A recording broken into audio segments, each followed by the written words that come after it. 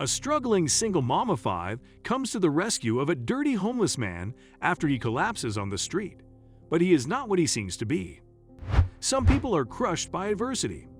They turn inwards and become angry and bitter. Others, like Rachel, turn outwards. They seek to heal their own woes by helping others and live with a smile.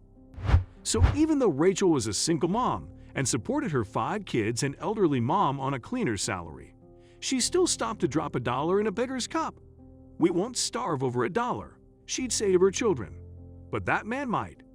There was one particular man who touched Rachel and moved her to compassion.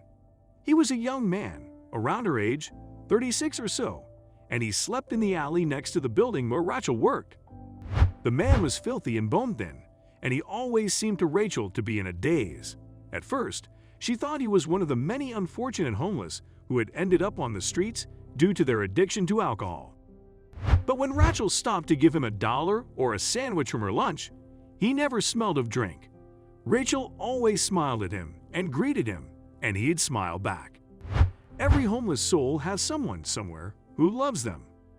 Finally, Rachel asked him his name, and his answer stunned her. "I don't remember," he said, shaking his head in confusion. "Do I know you?"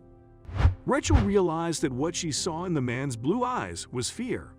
He was lost to himself and desperate to understand where and who he was. "No," she said gently, "you don't know me. I'm Rachel." From then on, when the man saw her, he'd smile, "Rachel," he'd say, and she'd smile back and wave. He became part of the pattern of her days, the one person whose face lit up at the mere sight of her. Rachel's life wasn't at all easy. 5 years before, when her youngest boy was just 3 months old, she had discovered that her husband was cheating on her, and with her best friend. Rachel had taken her 5 children and walked out. She'd wanted nothing from Tom, and he'd been happy to indulge her. He agreed not to sue for custody of the kids if Rachel didn't ask for child support.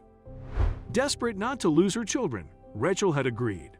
She'd moved in with her elderly mother, and between the 7 of them, they'd fashioned a life. But still, there were times when Rachel felt very lonely, and then she'd remember the nameless man's blue eyes and the way he smiled when he said her name. One afternoon, Rachel was walking past her friend's usual hangout, and she raised her hand to wave, but he didn't react. She was surprised and disappointed.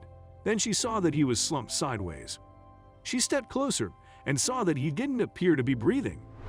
Immediately, Rachel pressed her fingers to his throat. There was no pulse. "Call 911," she screamed. She ripped the man's shirt open and started doing CPR. "Stay with me, Blue Eyes," she cried. "Please, please don't die." Rachel tilted his head back to open his airway and blew her breath into his lungs. "Breathe, damn you," she puffed. "Breathe."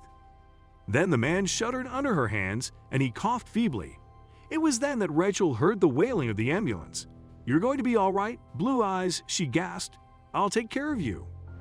Rachel rode along with the homeless man in the ambulance and watched anxiously as the doctors examined him. "Are you the family?" a doctor asked. "A friend," she said. "I don't think he has a family." "Your friend has a severe head injury," the doctor explained. "It looks like an old injury, maybe 3 or 4 years. The problem is that there is scar tissue pressing down on his brain. That is why he had a seizure. We're going to operate, and hopefully, we can help him." Rachel visited Blue Eyes every day, waiting for him to come out of the medically induced coma. One day, she walked into his room and he opened his eyes. "Rachel," he said. Rachel took his hand and smiled. Blue Eyes looked very different. The nurses had shaved him, and under that straggly beard, they discovered a very handsome man. "I remember you, Rachel," he said and smiled. He did remember her, and every day he remembered a little more of who he was or had been. His name, he told Rachel, was Michael. Michael had been in a car accident 5 years before, and doctors had given him a clean bill of health. When Michael complained about raging headaches, no one thought it was related to the accident. Then one day, Michael went on a business trip to another state, and he had his first seizure. The result was amnesia. Michael didn't know who he was, where he came from, or even remember the hotel he'd been lodged in.